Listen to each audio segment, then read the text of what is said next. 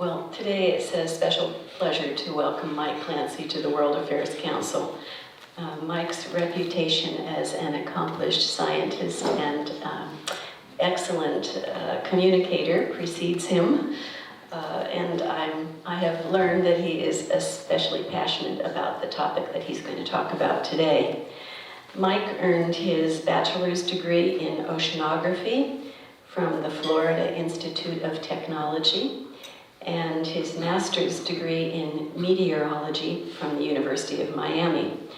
After working with Science Applications International Corporation back in the 70s, he joined the Naval Research Lab in the early 80s, and then the staff of the U.S. Navy's Fleet Numerical Meteorology and Oceanography Center here in Monterey.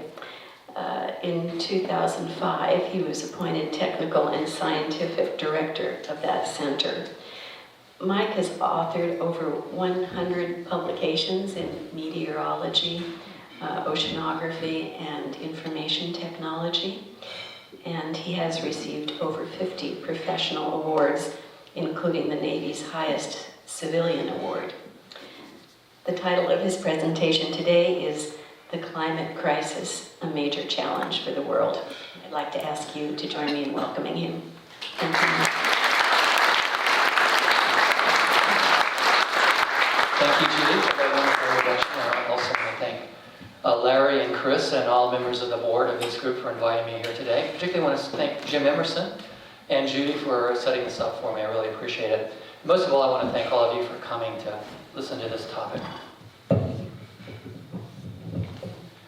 Now, I'm going to cover a lot of material. I tend to move kind of fast. I tend to kind of talk fast. I'm going to show you a lot of technical material. If it's not making sense to you, please raise your hand and stop me and make sure that you understand what I'm showing you. There's going to be a lot of science in this thing. Here's a quick introduction or outline of what we're going to be talking about. And let's see, can you see that mouse there? Okay. Introduction and context, then on climate change, there's going to be a lot of science there. Now, if you don't have a science background, it might be a little bit painful. People have described it as being somewhere between a root canal and a tooth extraction. Hang in there with me, because you'll get something out of it and it'll be good. Then we'll move on to talking about the relative impacts of greenhouse gases on global warming, sources and sinks of CO2, the IPCC, the Intergovernmental Panel on Climate Change, international agreements, including the Paris Climate Accord, mitigation, and finally end up with some closing comments. So I want to begin with taking you back, way back, 5 million years back, to look at the global mean surface temperature of the Earth from the present time here back 5 million years. And what you see is that about 2.5 million years ago, at the beginning of what's called the Pleistocene epoch, the Earth entered into ice age cycles. And you can see these up and down cycles here.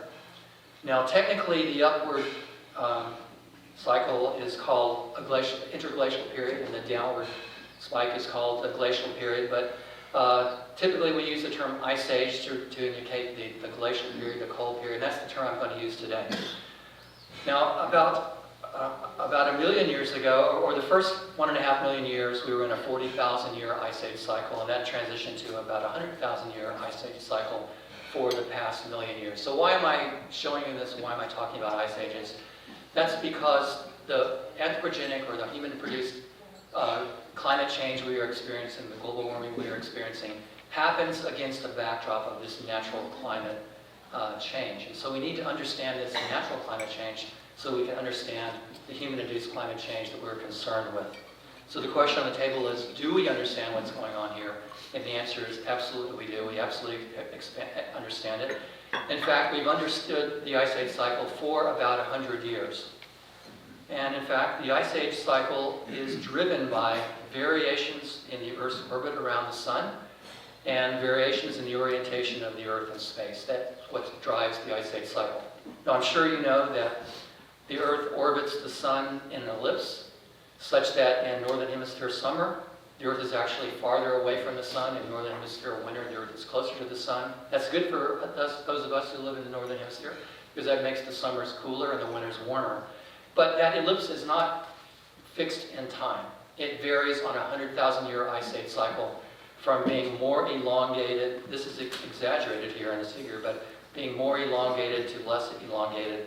And that's driven by the gravitational effect of Jupiter and Saturn on the Earth. 100,000-year cycle has a profound impact on climate change. Also, I'm sure you're aware that the Earth's axis is tilted relative to the plane that the Earth is orbiting the Sun in. And of course, that's what gives us the seasons. In Northern Hemisphere summer, the North Pole is tilted towards the Sun. In Northern Hemisphere winter, the North Pole is tilted away from the Sun. But that's not fixed in time either. In fact, the Earth rocks back and forth on a 41,000-year cycle between about 24.5 degrees and 22.5 degrees. And that's driven by the gravitational effect of the Sun and the Moon on the Earth.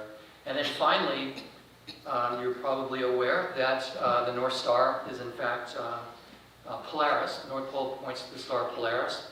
But 13.5 years from now, the North Pole will point toward the star Vega, because in fact, the Earth wobbles. The Earth wobbles in what's called the precession cycle on about a 27,000-year cycle. So what does this have to do with climate or climate change? Well, it works like this.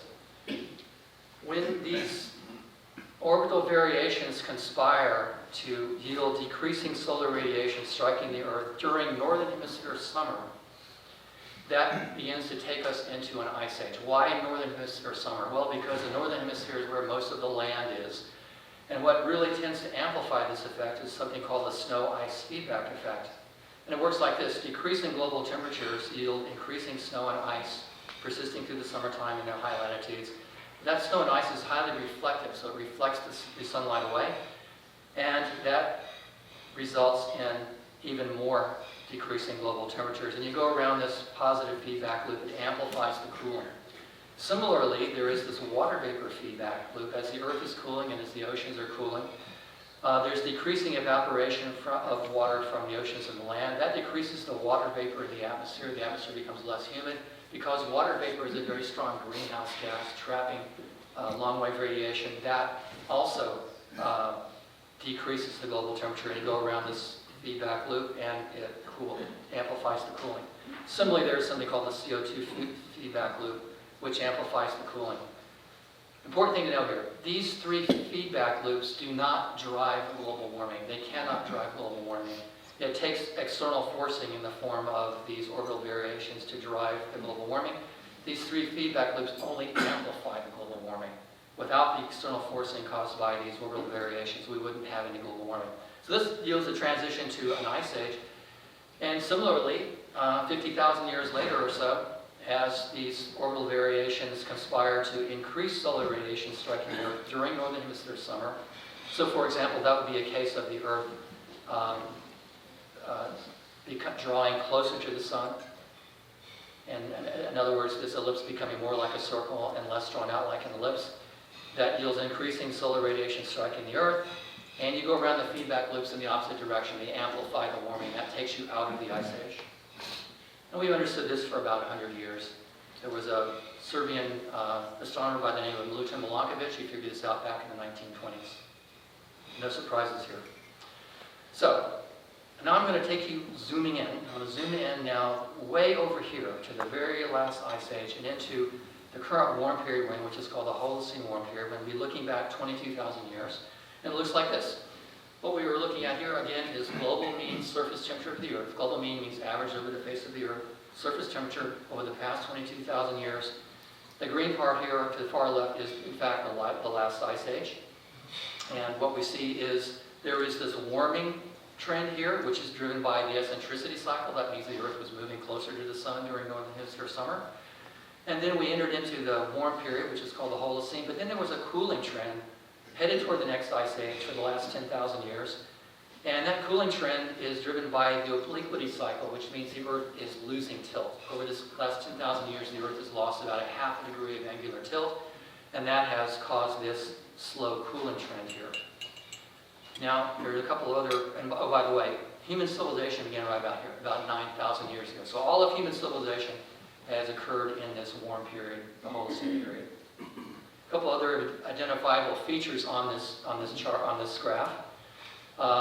This about a 1,500-year interruption in the warming is called the Younger Dryas period. Dryas is a type of flower that flourished during this period. And this was caused by influx of fresh water from melting glaciers affecting the ocean's thermal haline circulation.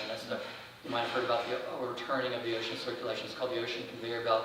This affected that, and that caused this brief interruption in warming. But as the Earth grew closer to the sun, that was overcome, and we continued to warm until we got into the warm period. This little bump here is called the medieval warm period. This happened between about 900 and 1300 AD. It was caused by an increase in the solar radiation. Sun was burning a little bit brighter then. And also there was a reduction in aerosols because of less in the atmosphere caused by fewer volcanoes. This little dip right here is called the Little Ice Age. This happened back in Elizabethan England. Most famously, the River Thames froze over. And again, the sun played a role in that. And then finally, we have this spike, this red spike, which in fact is the post-industrial global warming that we are concerned about. Now, there are a couple of things that are immediately apparent on this graph. The first thing is the global warming we're concerned with is going in the wrong direction. The Earth has been cooling for the last 10,000 years. It should continue to cool, but suddenly we're warming. It's going in the wrong direction relative to natural climate change. And the other thing is it's going really fast. In fact, it's going 20 times faster than natural climate change. This is what natural climate change looks like. This is what the global warming we're concerned with looks like. It's going 20 times too fast and in the wrong direction. So what does 20 times too fast in the wrong direction mean? Well, suppose you are a golfer and you're golfing over here at Quail Lodge. And you're in your golf cart, and unfortunately you make a wrong turn and you find yourself westbound on Carmel Valley Road in this golf cart. And unfortunately it's carbon. And coming in the opposite direction is a Lamborghini going 200 miles an hour. They can go that fast, and they occasionally do go that fast on Carmel Valley Road during carbon. Well, that's the difference here. Natural climate change is the golf cart puttering along at 10 miles an hour. But the climate change we've been experiencing in the past century is the Lamborghini going 200 miles an hour in the other direction. Now, you would never confuse that Lamborghini with the golf cart. You should never confuse what we're seeing in terms of global warming with natural climate change. It is not natural climate change. So, I'm going to zoom in now on this red spike. We're going to look at the last 120 years or so. And what we're looking at here again is, global mean surface temperature of the Earth from 1850 to 2017 from 5 different sources. The Japanese Meteorological Agency, European Center for Medium Range Weather Forecast, United Kingdom Meteorological Office, and then 2 U.S. products, one from NASA and one from NOAA, the different colors here. Now, all these 5 independent products produced by 5 independent groups using different kinds of data. In some cases they're using computer models, others not. Some cases using satellite data, others not. They all paint the same picture, and the picture is as follows. Not much happening from 1850 to 1880, slight decline from 1880 to 1910, pretty strong upward trend from 1910 to 45, slight decline from 45 to 75, and then beginning in the mid-70s, a strong upward trend in temperature, such that we are now running about a little more than 1 degree centigrade above the pre-industrial level. A couple things to note here.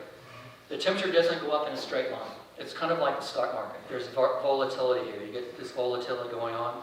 You have periods of bear markets, periods of bull markets, but it doesn't go up in a straight line. Also, notice how much agreement there is between the data, particularly in the modern era, because we have a plethora of data out there to observe our planet and understand climate change. Now, I'm going to show you an animation of one of these. In particular, I'm going to show you an animation of the NASA surface temperature analysis product.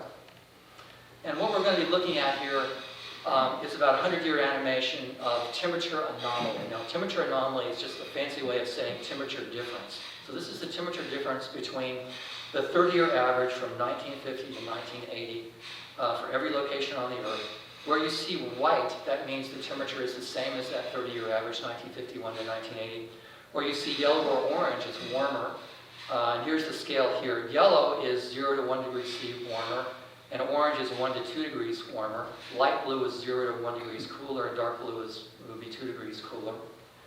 I'm going to call out the decades here, so you can just focus on the colors changing, but I'm going to call out the decades. And pay particular attention to what happens in the 70s. But first, a couple things about this data. First of all, it's a lot of data. It's based on about 350 million observations over the oceans, mainly from ships, but in recent years supplemented by drifting buoys out there.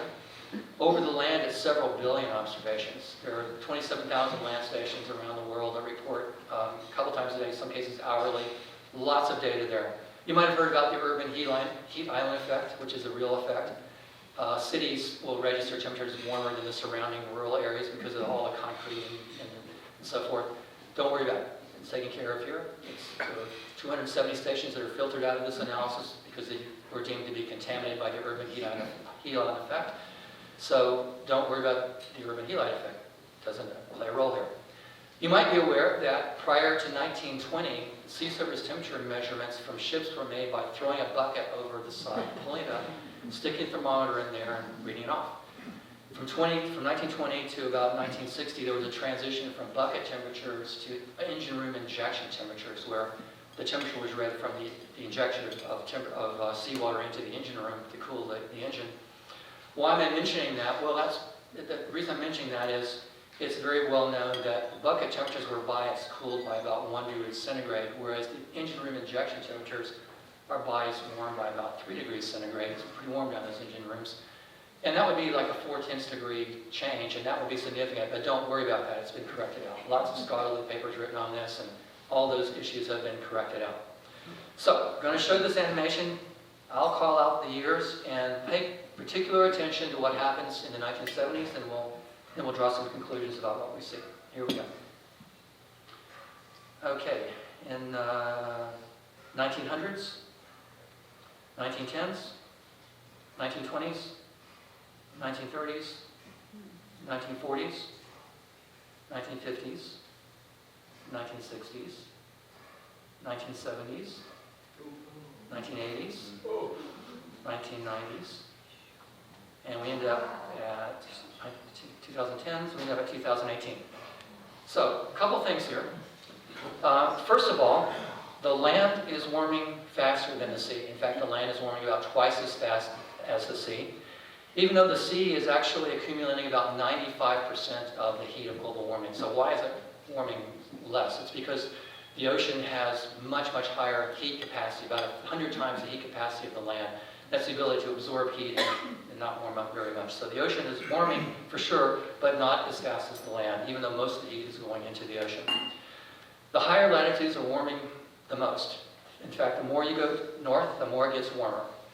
The Arctic area is warming the most of any place on Earth. And that's not good because, of course, that's where lots of ice is, particularly the Greenland ice sheet.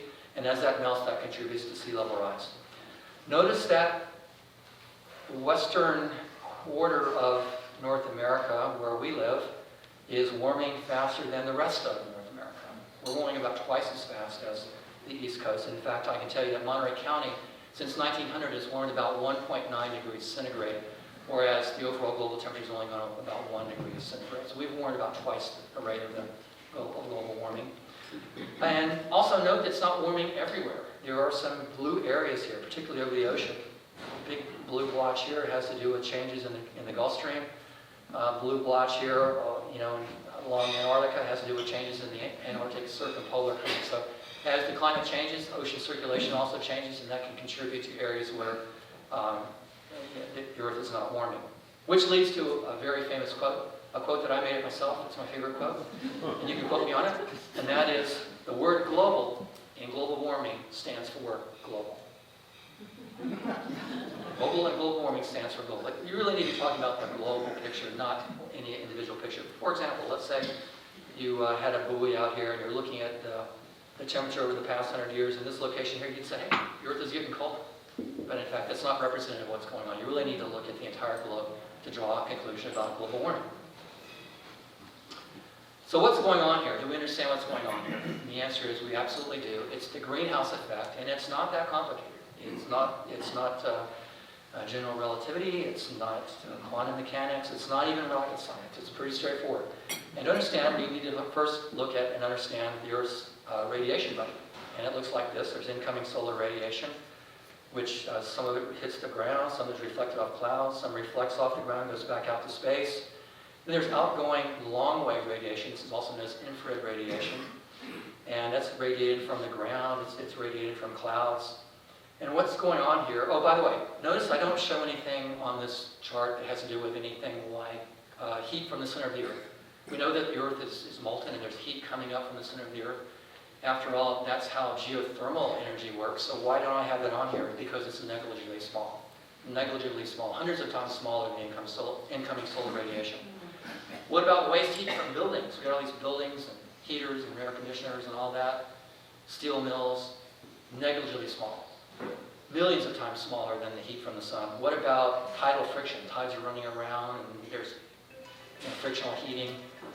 Millions of times smaller than this radiation from the sun. This really is the ballgame in terms of whether the Earth is warming up or cooling down. It's really the radiation balance at the top of the atmosphere. So, it goes like this. Incoming solar radiation warms the Earth. It's warming the Earth right out there right now, plenty of sun. And the Earth is cooled in two ways. It's cooled by reflected solar radiation. Some of it is reflected off clouds and aerosols in the atmosphere. Aerosols are particles that spin in the atmosphere like smoke or dust or air pollution. And some is reflected from the surface, particularly areas that are covered by snow and ice. And the Earth is also cooled by outgoing long-wave radiation,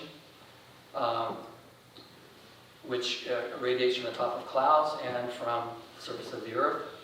And then finally, the greenhouse gases trap the outgoing long-wave radiation and warm the lower atmosphere and the surface of the Earth. So here are the greenhouse gases. These are the gases that they're the primary ones in the atmosphere that trap this radiation and warm the Earth. H2O is water vapor, which we perceive as humidity. CO2 is carbon dioxide. CH4 methane. N2O nitrous oxide. And finally the F gases. The F gases, or the fluorinated gases, are man-made gases that have fluorine in the molecule. And they are typically things like refrigerants, gaseous insulators, solvents, and things like that. So, finally, human activities are increasing the greenhouse gases in the atmosphere and increasing the warming. First of all, it's good that we have this greenhouse effect going on, because if we didn't have it, if we suddenly magically wave a magic wand and eliminate the greenhouse properties of all these gases, the Earth would cool dramatically. And in fact, we would go into a permanent ice age. And we'd be under, right now, an ice sheet hundreds of meters thick. So we need that. It's kind of like when you go to sleep at night, you want a blanket on you. You will not be comfortable if you don't have that blanket. On the other hand, if people keep piling blankets on overnight, blanket after blanket, pretty soon you're going to get too warm. Well, that's what's happening. We're piling blanket after blanket on here as we are driving up these greenhouse gases. Note that I've colored water vapor different. It's not, water vapor does contribute to global warming through that water vapor feedback loop we talked about before, just as it affects the ice age cycle, but it does not drive global warming. What drives global warming, and that's because it's in balance with the hydrologic cycle, and it's not increasing unless the hydrologic cycle nudges it to increase. Carbon dioxide, methane, nitrous oxide, and the fluorinated gases. Now, this is not just me talking. All I'm presenting to you is the overwhelming international scientific consensus on this matter. And there is indeed an overwhelming international scientific consensus on this matter. And that's reflected in this list, partial list, of leading science organizations that have made formal declarations confirming human-induced global warming exactly in the lines of what I've described to you. And that includes the three most prestigious organizations in the United States, the U.S. National Academy of Sciences, the U.S. National Research Council, American Association for the Advancement of Science, as well as the two organizations that have purview over the ocean and the atmosphere. And that's the American Geophysical Union and the American Meteorological Society. Overwhelming international scientific consensus on this matter. The science is settled and has been settled for many years. So, this is where we are right now. 1 degree centigrade above the pre-industrial level. Where are we going? Well, it depends on what we do, with we being the people of the world. If we adhere to the most stringent recommendations of the Paris Climate Accord, which means we would achieve carbon neutrality by the year 2050. Now, carbon neutrality means we're putting no more CO2 into the atmosphere every year than the natural carbon cycle can take it out. And that means we'd have to reduce CO2 emissions by about a factor of 2, which is a heavy lift. But that's what we would have to do to hold global warming to 1.5 degrees centigrade by the end of the century, 2100. So that's one outcome. The other outcome is if we just continue on business as usual. For example, if the rest of the world follows the lead of the United States and pulls out of the climate accord and pretends the whole thing is a hoax and continue on business as usual, this is where we're going, way up here. And that would be 4.5 degrees centigrade, plus or minus 1, above the pre-industrial level. And the reason why I like to show that with the 22,000-year view here is it gives you a sense of how extreme this is compared to where the natural climate change is. This was the last ice age here, and we're warming as much above this level than we were cooling to go into the last ice age. That's pretty extreme. So what are the consequences of that degree of warming and climate change? Well, the BBC produced a really nice video sort of summarizing 2019, what the impacts were in 2019. So I want to play that for you, just runs a couple minutes here. What do we know about the impact of climate change on the world's weather this year? Let's start in the Arctic. Summer 2019 has seen Arctic ice 30% below normal. This region is heating up about twice the average of the rest of the world and is caught in what scientists call a positive feedback loop. That's where sea ice thins and melts, opening up vast expanses of dark ocean that absorbs more heat from the sun, causing further warming. This dramatic warming of the Arctic may affect the strength and position of the jet stream, which brings the weather to the likes of North America and Europe. Globally, July 2019 was the hottest month ever recorded, and the Northern Hemisphere had the hottest summer on record. France and the UK were just two of the many European countries to see their temperature record broken. Studies showed the heat wave in France was made at least 5 times more likely by climate change. July was also Alaska's hottest month in recorded history. Wildfires there and elsewhere in the Arctic Circle are estimated to have released 50 megatons of CO2 in just 1 month, the equivalent of Sweden's annual carbon output.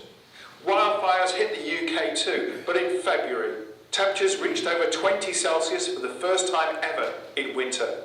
And on the other side of the world, Australia saw its hottest January on record, prompting health warnings and total fire bans. But by the laws of physics, a warmer world could hold more water vapour and potentially lead to more severe rainfall events. While the link between climate change and the Indian monsoon is uncertain, Mumbai has seen record summer monsoon rainfall totals. Iran suffered devastating floods in the spring of this year, as exceptional rainfall followed a prolonged period of drought. In Africa, Cyclone Idai was described by the UN as one of the worst natural disasters ever to hit the southern hemisphere. Heavy rain and coastal flooding led to the deaths of more than 700 people. Storms like these are expected to become stronger in a warming world. And in September, Hurricane Dorian became the second most powerful Atlantic hurricane in recorded history. Gusts of 220 miles per hour were measured in the Bahamas. An estimated 35 inches of rain fell, together with a huge storm surge. Sea level rise is already threatening other island communities, such as the Maldives. The Paris Agreement aims to pursue efforts to limit the global temperature rise to 1.5 degrees Celsius. But even under that scenario, sea level could rise by up to 77 centimetres by the end of this century. So 2019 has seen many examples of extreme weather that scientists predict could become the new norm in a warming world. Okay, nice summary of what transpired last year. And I'm going to drill down a little bit more into the consequences here. And I'd like to divide the consequences into 2 categories, natural consequences and human consequences. So natural consequences are those on the natural world. So just a quick summary here. Increasing temperature of the land, ocean, and lower troposphere. Now this is something people may not be so much aware of. And that is the global warming is really only warming the lowest half of the troposphere. The troposphere is the lowest layer of the atmosphere where the weather occurs. And it extends from about the surface up to about 40,000 feet, about to the level where you fly in a jet airliner Only the lower half of that is warming. The lower troposphere, the lowest 20,000 feet of the atmosphere is warming. Above that, it's actually cooling. Why is it cooling up there? Well, because the heat that would normally warm it is being trapped below. Well, that's a way of that's causing the atmosphere to become more unstable. You're heating the atmosphere from below, cooling it from above, because warm air rises, and that warm air rising is a major source for the energy that drives storms. You're making the atmosphere more unstable, and that's giving rise to increased severe weather. And that's increasing frequency and intensity of severe storms. Also increasing frequency of life-threatening heat waves as the planet gets warmer. It turns out heat waves kill more people globally than any other weather phenomenon, more than tornadoes, more than hurricanes, you name it. It's really heat waves. And heat waves are becoming more intense and more common. This here gets a little bit tricky. Increasing absolute humidity, which is the water content of the air, that's increasing the frequency and intensity of floods in wet regions. In regions where you have no trouble forming rain, like the southeastern United States, for example, you're raining from an atmosphere that's more moist, and that gives rise to more intense rainfall events, more flooding events. However, at the same time, although the absolute humidity, which is the water content of the air, is going up, the relative humidity, which is the likelihood of precipitation, is going down. That's because the air is warming, and as the air warms, it can hold more and more water. So what that does is in areas where normally dry areas, like here, where it's hard to get to 100% relative humidity and form rain up in the clouds, it's going to become even harder. And so we're looking at dry areas becoming drier because of this decrease in relative humidity, but wet areas becoming wetter and more prone to flooding because of this increase in absolute humidity. And that, of course, will affect us through increasing frequency of droughts and wildfires in our dry seasons. Also, decreasing snowfall relative to rainfall, because as the air warms, there's less a tendency for the precipitation to fall as snow and more of a tendency to fall as rain. That's not good here in California because a lot of our ability to get through the dry season is based on developing good snowpack in the Sierras, but that snowpack will be decreasing. Less snow falling and the melt season beginning earlier. Melting ice sheets and glaciers, producing rising sea levels. Big problem, decreasing pH of seawater, which is known as ocean acidification. That's a big problem for coral reefs, for example. Decreasing oxygen levels in the ocean, increasing mortality of coral reefs, known as coral bleaching. Decreasing productivity of fisheries, even including fisheries off our coast here. And finally, increasing species migrations and extinctions. About 8% of the species in the world, 8%, are currently at risk because of climate change. That's really a huge number. Now, in terms of human consequences of a warming world, we're talking about increasing economic costs resulting from increasing frequency and intensity of damaging weather events, increasing prevalence of wildfires, and rising sea levels. Increasing competition among nations for water and food caused by increasing job and increasing agriculture and fisheries production. Increasing threat of disease as tropical diseases spread into the higher latitudes. The outbreak of the Zika virus in South Florida a couple years ago is a good example of this moving up from Central America. Increasing displacements of people and unrest in populations susceptible to recruitment by violent extremist groups caused by increasing drought, floods, extreme weather, and sea level rise. This is a big concern to the U.S. Department of Defense because they see climate change as being, quote, an accelerant to instability, unquote. It gives rise to the more likelihood of instability in the world. We've already seen it in a number of places. Increasing human mortality from heat waves, other severe events, starvation, disease, and war. And the risks are unequally distributed between groups of people and between regions. Risks are generally greater for disadvantaged people living in developing countries. For example, from sea level rise. Most of the impacts of sea level rise are going to hit Asia. Bangladesh is sort of ground zero for sea level rise. Bangladesh is one of the poorest countries in the world, also one of the most densely populated and low-lying countries of the world. A 1 meter rise in sea level will displace about 30 million people in Bangladesh. And the question is, where are they going to go? Well, they're not going to India, because there's a wall there, and there's the machine guns, and they'll kill them. They're probably not going to Myanmar. They don't want them either, so where are they going to go? It's a big problem. It's a humanitarian crisis. A 1 meter rise in sea level, which is what is currently predicted for the end of this century, will displace about 100 million people globally, most of them in Asia, 30 million in Bangladesh. A 2-meter rise in sea level will displace about 200 million people globally. And that's, humanitarian crisis and contributor to instability. Where are they going? Generally speaking, climate change is putting pressure on the basics of life. Food, water, and living space. Food, water, and living space. Think about it. Those are kind of the basics of life, and climate change is really putting pressure in those 3 areas. Not a pretty picture. So, to kind of drive that home, think about this. From the beginning of human civilization to the beginning of the 20th century, the climate was really very stable. You look from here 9,000 years ago to the beginning of the 20th century, we cooled by maybe 0.5 degree centigrade. It was pretty darn stable. And now look where we're going.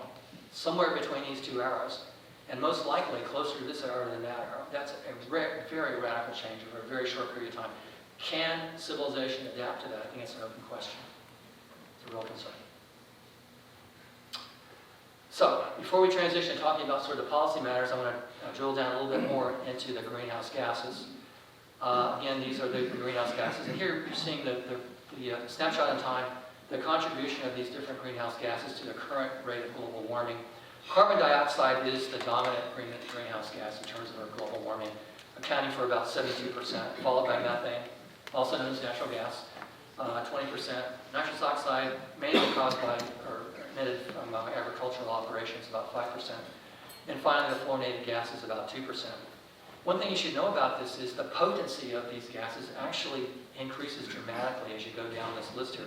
For example, the fluorinated gases, although they're only accounting for 2% of the current warming, they are thousands of times more potent than carbon dioxide. The only reason they're contributing a small amount is because there isn't much of them in the atmosphere, and we need to keep it that way. The big issue there is making sure that refrigerators and air conditioners are properly recycled. You simply throw them on the landfill, like might happen throughout Asia. Those devices will rust, and the fluorinated gases will be emitted to the atmosphere, and that's a huge contributor. Could become a huge contributor to global warming. So CO2 is the dominant contributor to the current rate of global warming. And here's what CO2 looks like over time. What we're looking at here is CO2 concentration in parts per million from 1700 to 2019. Prior to the Industrial Revolution, CO2 was running about 280 parts per million. It's now above 400. And you can see, particularly beginning about the 1950s, it really took off. This is called, often referred to as the Keeling curve, after Charles Keeling, oceanographer at Scripps Institution of Oceanography, who made the most detailed measurements of CO2. And it's increased by about 50% over the pre-industrial level. Another way of looking at it is the mass of CO2 that's been emitted into the atmosphere. From 1850 to 2018, human activities have amounted to about 2 trillion tons, 2 trillion, not billion, 2 trillion tons of CO2 emissions. And about half that is still there. About 1.1 trillion tons are there above the industrial level. And we're currently emitting CO2 at the rate of about 40 billion tons per year.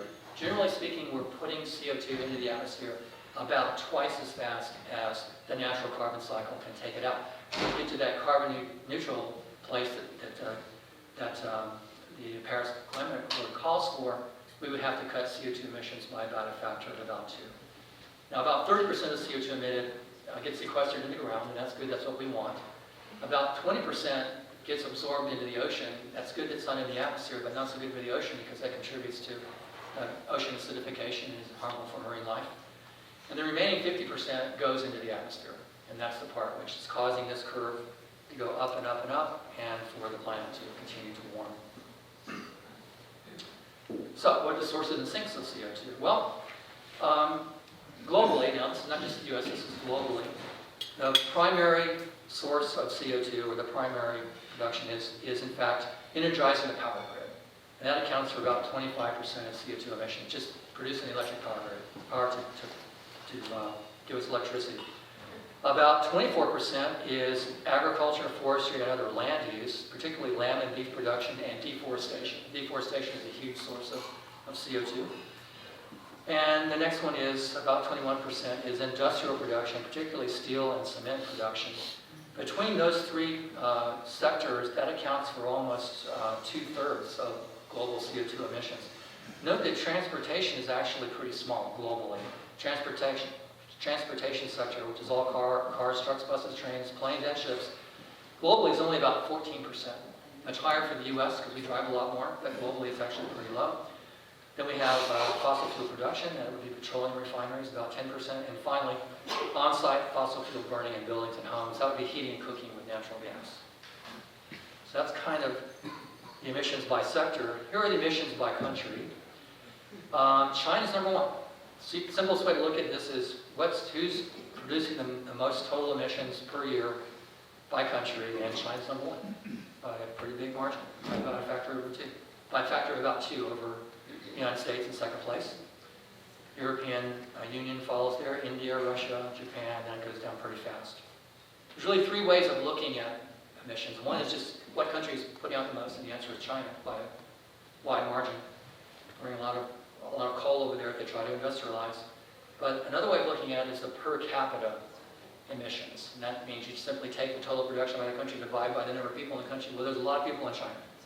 So China drops pretty far down the list, and the United States becomes number one. We have the highest per capita carbon footprint of any nation. But we're not alone there, because Canada, Saudi Arabia, and Australia are pretty close behind us. Per capita carbon emissions, or CO2 emissions for the US is about 17 tons. So the average American accounts for about 17 tons of CO2 emissions per year. Good news for California, the average emissions for California per capita is only about 11 tons. So we're quite a bit better than the national average. I like to say it's because we're really progressive and green and so forth, but it also has to do with the fact that we don't have many smokestack industries, and of course we have very, very mild weather. And then there's a third way of looking at it. And the third way of looking at it is what countries have contributed the most cumulatively over the past century to the CO2 in the atmosphere, which is another way of saying what countries cumulatively have contributed the most to our current global warming. And guess what? We're number one by a wide margin. 27% of the CO2 that's in the atmosphere right now has been put there by the United States.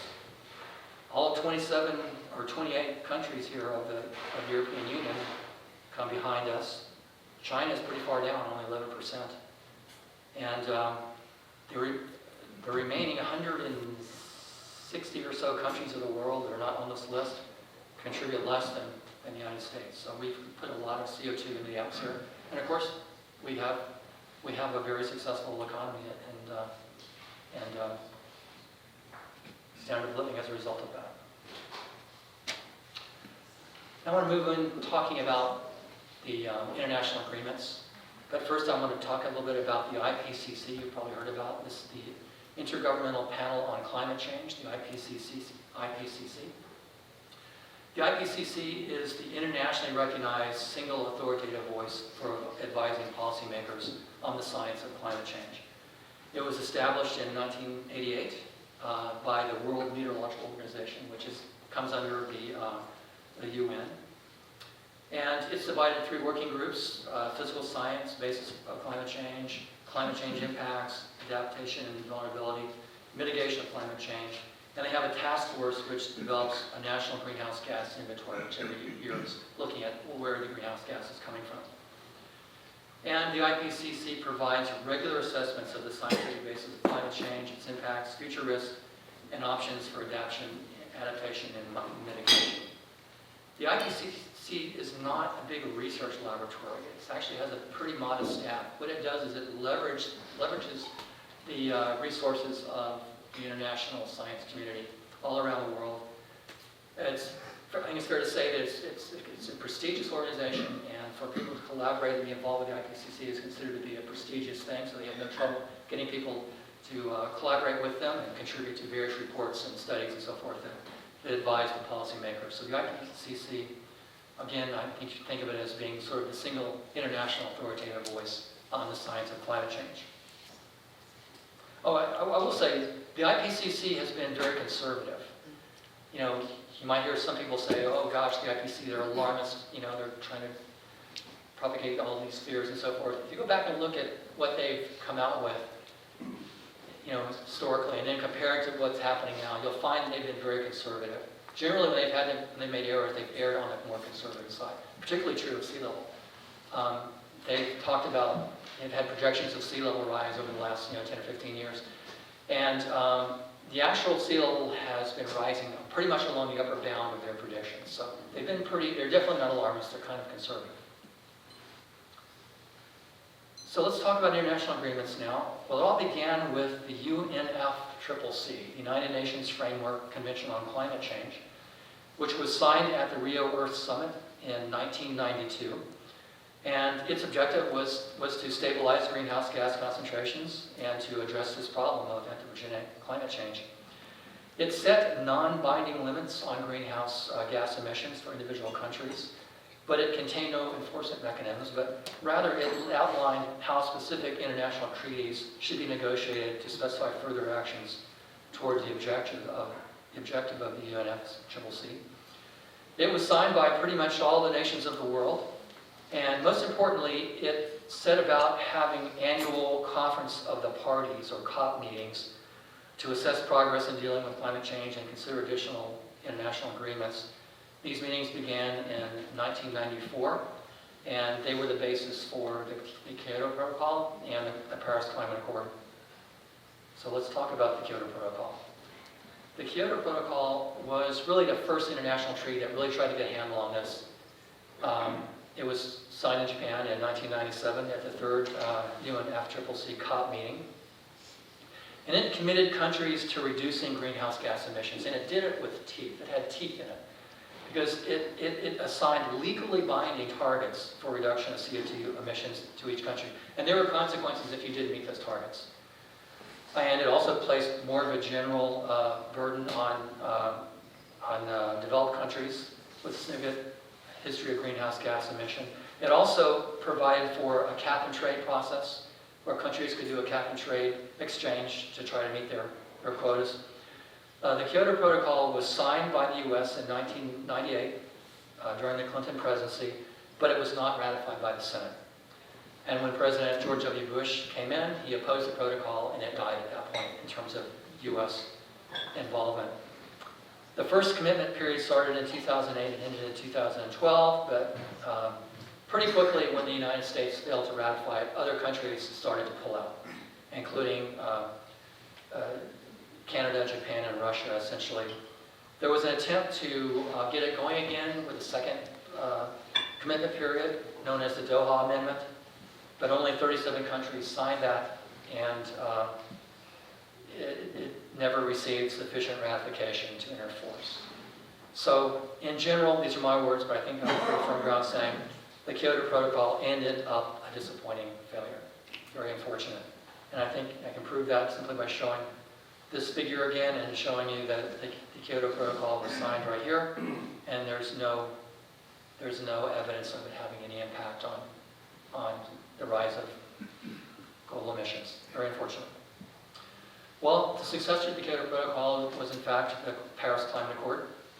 It was signed at the 21st COP meeting, and its goal was to limit the increase in global average temperature to well below 2 degrees centigrade, but hopefully down to 1.5 degrees centigrade.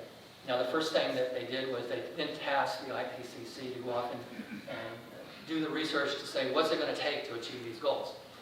And what the IPCC came back with a couple of years later was, well, to hold global warming to 1.5 degrees C above pre-industrial by the end of this century, by 2100, we need to achieve carbon neutrality by 2050, which basically says we cut emissions by a factor of about 2 by 2050. To get to hold global warming to 2 degrees centigrade by the end of this century, we need to get to carbon neutrality by 2070. Cut CO2 emissions by 50% by 2070. So that's kind of the bounds there we're talking about. Unlike the Kyoto Agreement, the Paris Climate Accord did not have any legally binding limits. Didn't have any legally binding emissions targets. Didn't have the teeth the Kyoto Protocol had. Pretty much a volunteer honor system.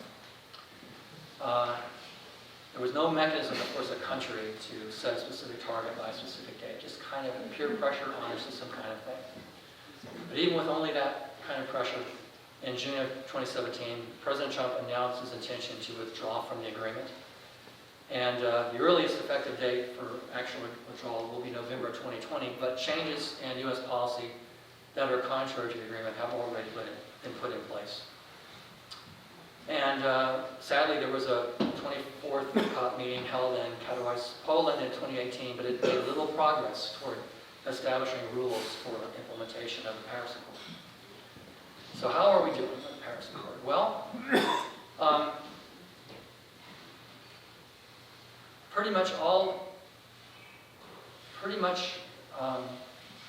only a handful of countries that haven't ratified, and they are kind of pariah states like Libya, Angola, South Sudan, Yemen, Iran, Iraq, Turkey, etc. And of course, one and only one country has pulled out of the Paris Accord, and that's the one shown in red here. So what's the report card and how we're doing? Well, unfortunately, the report card is not good. There are these things called annual emission gap reports produced by the UN Environment Program, essentially a report card for how well the countries are doing that are party to the Paris Accord. They look at the difference between how much greenhouse gas emissions are needed to be cut to achieve the goals of the Accord and how much these emissions have actually been cut. The 2019 report, which just came out last fall, states, quote, "The summary findings are bleak," keyword here, bleak. "Countries collectively failed to stop the growth in global greenhouse gas emissions, meaning that deeper and faster cuts are now required." It's kind of a pay me now or pay me later situation.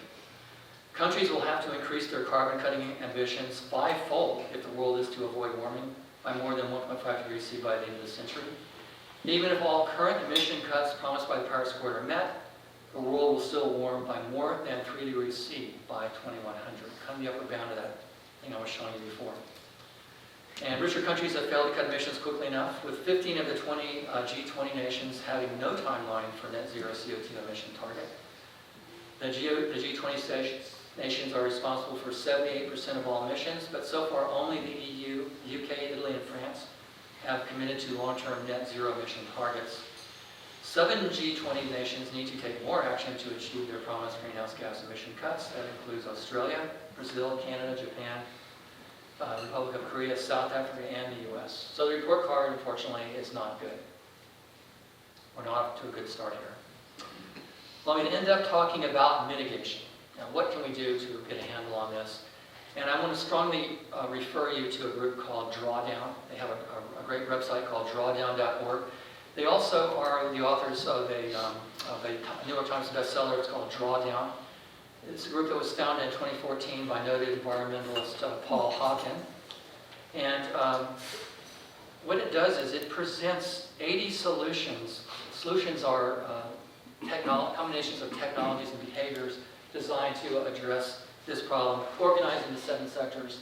And they very carefully do economic analysis to price out what the cost of these solutions would be and what would be achieved by them, what kind of return on investment would be expected, and so forth. They do a great job of doing that. Essentially, Drawdown has created a roadmap for the governments of the world to address this problem. And just quickly give you a feeling for it. Here are the 7 sectors. And in the right-hand column here, billions of tons of CO2 equivalent that would be reduced over the 30-year period from 2020 to 2050. This is kind of a roadmap of getting to that 2050 Paris Accord. This tells you what you would have to do to get there. In fact, if you implement all of the 80 drawdown solutions, you would get to the Paris Accord goal of carbon neutrality by 2050. Might surprise you, the biggest one is food. Food is number 1 by a wide margin. Electricity generation powering the grid is number 2. Land use, women and girls. What's women and girls got to do with this? Well, it has to do with birth rates. A big part of this is educating women and girls in developing countries, and that keeps down birth rates. And that's an important thing because each new soul that comes into the earth brings with them a carbon footprint. Materials has to do with recycling, building the cities, building more efficient cities. And actually transportation is the bottom of the list. Transportation globally is not as large as you might think. Now, I don't have time to go through all of these 80 solutions, but I just want to run through the top 20, just show them to you. If you have interest, then we can drill down more. But just to give you a feeling for what they're all about, the number one, which would save 90 billion tons of CO2 equivalent over the next 30 years, is refrigerant management. That's making sure we don't throw the air conditioners in the landfill and let those F gases, fluorinated gases, get into the atmosphere. Others are probably more familiar to you: offshore wind turbines for electricity generation. Reduce food waste. The world throws away about 1/3 of the food produced. And food production has a very high greenhouse gas footprint. So by reducing food waste, there's a freebie right there. Plant-rich diet. Plant-rich diet is actually about a factor of 10 from going from a plant-rich diet to a meat-oriented diet and greenhouse gas footprint. Family planning, educating girls, solar farms, different ways of doing ranching, rooftop solar, pretty obvious. Different ways of doing agriculture, protecting our peatlands. Afforestation is planting forests where they never were there before. Conservation agriculture, using geothermal energy, managed grazing. Nuclear power is on their list, number 20. They see nuclear power as an interim solution, not a long-term solution. An interim solution to help us get where we need to be by 2050 or later, but not a long-term solution because of all the problems that come along with nuclear power. So what would it cost to implement drawdown? Well, first of all, if we implemented all 80 drawdown solutions, they would reduce over 30 years emissions by about 1 trillion tons, which is in the ballpark of where we need to be to achieve the goals of the Paris Accord and hold warming to 1.5 degrees C. What would that cost? Well, it would cost about $30 trillion. $30 trillion over 30 years, which is about 1.25% of global GDP. Now, it would be the whole world paying for this, not just the United States. So about 1.25% of global GDP.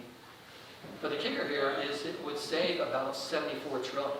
So there is a return on investment here. You invest 30 trillion over the next 30 years, but you get a return of 74 trillion, and by the way, you save the planet. Now, if the cost were apportioned according to GDP, then the U.S. would pay about 1.25% of its GDP, which amounts to about 250 billion per year, which is a little more than 1/3 of the U.S. defense budget. So that's large. It's pretty hard to find, pretty hard to find 250 billion in the U.S. budget, but it's not completely inconceivable. It's about 1/3 of the U.S. defense budget. So I'm going to now call on the greatest naturalist of our time, Sir David Attenborough, to make some closing comments for me, and then we'll take some questions. Standing here in the English countryside, it may not seem obvious, but we're facing a man-made disaster on a global scale. In the 20 years since I first started talking about the impact of climate change on our world, conditions have changed far faster than I ever imagined. Before we started to burn coal, the amount of carbon dioxide in the atmosphere was about 280 parts per million. It's now over 400 parts per million. And the planet gets warmer and warmer. We are seeing the impacts of climate change now play out in real time. They're no longer subtle. We're not just talking about an inconvenience, we're talking about people's lives, their livelihoods, and their communities being damaged. Join the dots. It's happening. It's happening in your world, it's happening in my world. And let's be very clear about this. It is going to get much worse. It may sound frightening, but the scientific evidence is that if we have not taken dramatic action within the next decade, we could face irreversible damage to the natural world and the collapse of our societies. There are thousands of scientists around the world in almost every single country working to understand what will happen in the future if we don't act, we don't do more. They predict that if we carry on as we are now, where CO2 continues to increase, we would hit 1.5 degrees global warming by between 2040 and 2050. We're on course to go through 1.5 degrees in just a few few decades' time, and the models differ slightly as to exactly when. And not long after that, we're on a trajectory to go through 2 degrees. It really becomes difficult to see at such levels of warming how we're going to maintain our agriculture such that the population of the world can actually feed itself. And ensuring people have access to clean, safe drinking water will become much more difficult. Developing countries that are at the front line of this battle. Those parts of the globe which will suffer the most and the soonest are not those parts of the globe which have actually loaded all those carbon dioxides in the atmosphere in the first instance. But you have to understand this is also a crisis for the world. The fact is that if the poor are suffering today, then the rich will also suffer tomorrow. We're running out of time, but there is still hope. It's actually not that complicated. We need to shift our energy system away from fossil fuels that produce greenhouse gases and towards renewable energies that don't. We still have time to turn everything around, to pull the emergency brake and to take action. But that short period of time isn't going to last for long. There's a message for all of us in the voices of these young people. It is, after all, their generation who will inherit this dangerous legacy. We now stand at a unique point in our planet's history, one where we must all share responsibility both for our present well-being and for the future of life on Earth.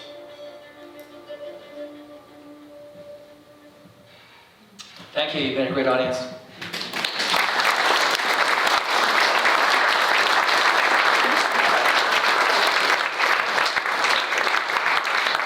Thank you very much, Mike. And the floor is open. Please wait for the microphone if you would. You can to bring it back home. If you're making the presentation 15 years from now, how would life have changed here in Monterey County based on how you feel things are going to play out? Yeah, it turns out that the state of California has been commissioning studies about every couple of years, beginning, I think, back around 2005, to assess the effect of climate change on California. And I've taken a look at that, basically a modeling study. And what you see is pretty much a continuation of trends that we've seen in the past 15 years, and that is the entire West getting drier, state of California getting drier, including Monterey County. State of California getting warmer. So warmer, drier, more tendency for forest fires, more tendency for here in Monterey County being impacted by forest fires, and even smoke from distant forest fires, as we saw happen in 2018, for example. Sea level rise will be an issue for us. Fortunately, California is in pretty good shape on sea level rise compared to many other parts of the country, because we have a lot of high ground to retreat to. And also, sea level rise along the coast of California will be at or maybe slightly below the global average, whereas in other parts of the U.S., particularly the Gulf Coast and the East Coast, sea level rise will actually be higher than the global average. So we're in pretty good shape there. But nevertheless, there will be coastal properties will be impacted by that. Dry seasons get drier, wet seasons get wetter. That means we get more storm activity in the wintertime, heavier rains in the wintertime. Possibility of more flooding events in the wintertime, but overall, a drying trend, a tendency towards the ground to be drying out more, and a tendency for greater concern with regard to water, decreasing snowpack in the Sierras will affect all of California, and certainly a big concern about greater tendency for forest fires. How much will the melting permafrost in Siberia, northern Canada, and Alaska, what impact will that have on global warming? Yeah, that's an excellent question. It turns out that the permafrost in Canada and Siberia contains huge amounts of methane. And methane was the second greenhouse gas on my list there. One thing you should know about methane, in terms of its potency, it's actually 280 times more potent on a molecule-by-molecule basis than CO2. It only stays in the atmosphere about 10 years compared to CO2, which has a nominal lifetime of about 100 years. So its global warming potential is about 28 times that of CO2. So for every billion tons of methane, or every billion tons of methane you put in the atmosphere, it's equivalent to putting 28 billion tons of CO2 in the atmosphere. Now, there's a huge amount of methane trapped in the permafrost. And if you go up there, I've seen film of this, you go up there and you clear off the snow, you see what it looks like ice, and you see some bubbles down in there, and you break that up with the ice axe, you'll hear gas, outgassing there, hold a match down there, and it'll light up. It's methane. Well, it turns out that we don't really know when that's going to happen, but the thinking right now, because the science just isn't that well understood with regard to how much warming is going to cause that methane to be released. But the general thinking is it's probably up around 5 degrees centigrade of global warming. And that's getting pretty close to where we would be by the end of this century under the business as usual scenario. The business as usual scenario was 4.5 degrees plus or minus 1. So if we end up on the high side there, we could hit that 5 degrees plus range, which right now is the conventional wisdom as to when that methane might start to be released. Now, if it starts to be released, we will then hit a discontinuity such that warming will significantly accelerate. And that'll be a positive feedback. The more it warms, the more methane will be released, and we'll be really in trouble if that happens. Yeah. So getting back to California and sea level rise, yes. If we don't hit the 2050 target and we go to the top level of your projection, what will sea level rise be in California? Do you know? Yeah.